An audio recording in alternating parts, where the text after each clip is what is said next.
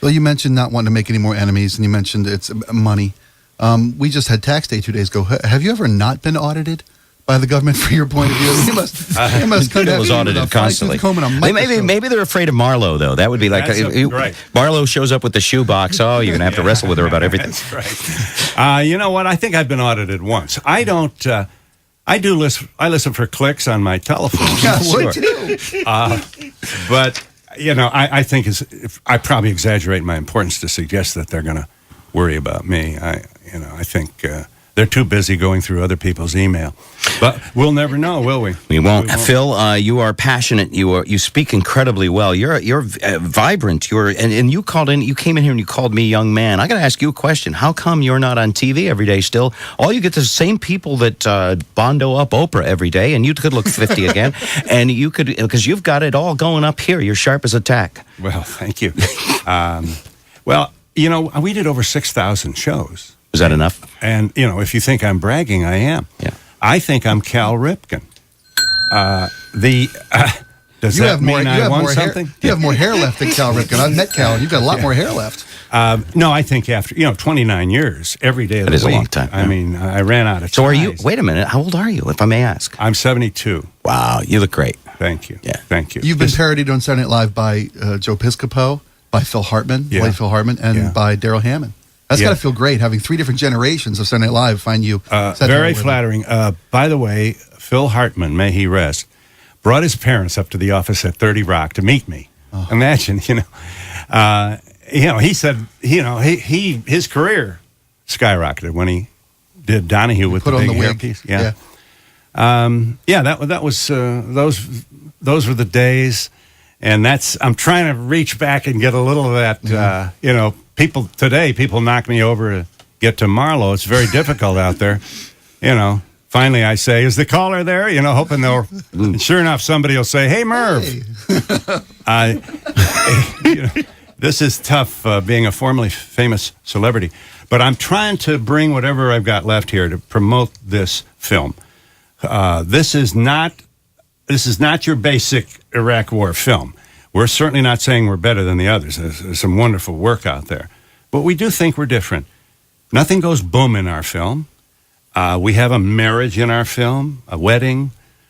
We see a mother struggling. This is about a heartland family. This is a working class family, Kansas City, whose lives had been turned upside down, and they're just like thousands of other homes in this country where behind the closed doors, we have families dealing with the biggest challenge of their lives because somebody was injured in this mistake of a war and nobody sees them. This is shameless. If you're going to send people to war, you have a responsibility to show the rest of the people how much they've sacrificed, and we aren't doing it. This administration thought it was going to have a merry little war. The aircraft carrier stunt gives them away. And what we're now saying is, don't sanitize the war. See these people out there. These are real people just like you. Phil, my favorite line in the movie, Thomas is speaking before a church group, and he says, I might say or stumble over my words a lot, and I apologize if that makes me sound presidential. They scream. I mean, the building fell. Did you write that for him, Phil? No. I didn't write anything. You don't write anything for Thomas or Robert Byrd. You don't tell either of these people what to say. Tomas Young is a very compelling young man. And he's so, when he speaks, you can't take your eyes off him. He's MTV wants to have him for, their own high school kind of thing. And he, by the way, Eddie Vedder's in my film. I run into Eddie Vedder. I had been on the Nader bus with Eddie in 2000. Now, Eddie is not supporting Nader this time, right? No, neither is Phil Donahue. To save his marriage, I got off the bus. That's right. Because it didn't work out so well the last time for the progressive side. Yeah. Marla was ready to leave me. I mean, she was so angry. I said, okay, all right.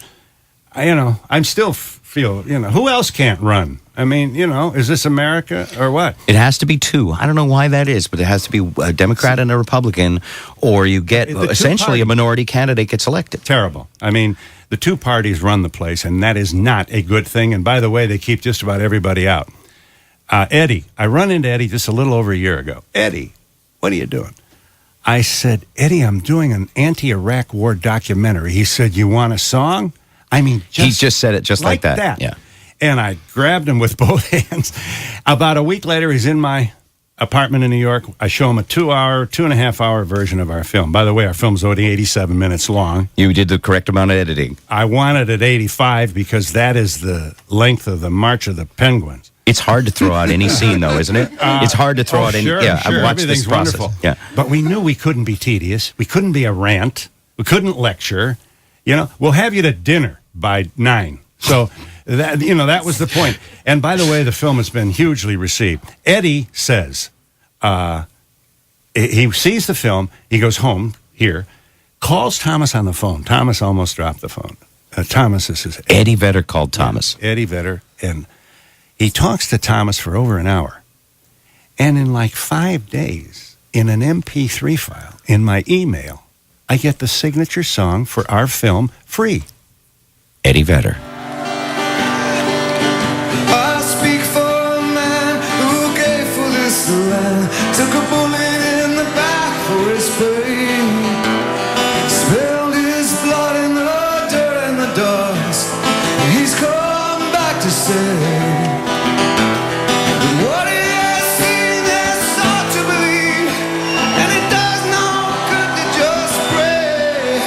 All he asks of us to stand, and we must end this war today. Now, you have to know you've made an amazing difference in one man's life, especially. And what's ahead for Thomas? First of all, he's become obviously a very, very central figure in the anti-war movement. He's a warrior turned anti-warrior. Nobody's going to say he's unpatriotic. He just has enormous cred, and he uses it. And and Eddie lends so much to this film because he gets a demo for us. This is not a take your girl to the movie. And so we have to draw young people to see this film. That's our hope, because what every young person who enlists in the military thinks they might come home dead. Nobody thinks they might come home like Tomas Young, as seen in our film Body of War. Phil Donahue. The film Body of War opens Friday at Landmark's Varsity Theater. I'll be pleased to answer any questions tomorrow night at the 7 o'clock show following the movie.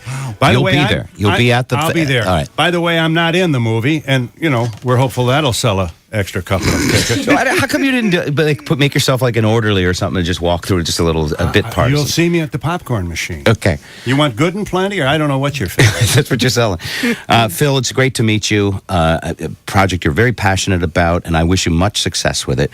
Before we go, just a quick question about the industry in general that you've obviously done 6,000 shows on. Yeah, I did. How do you see that changing today? The internet is pulling the world together.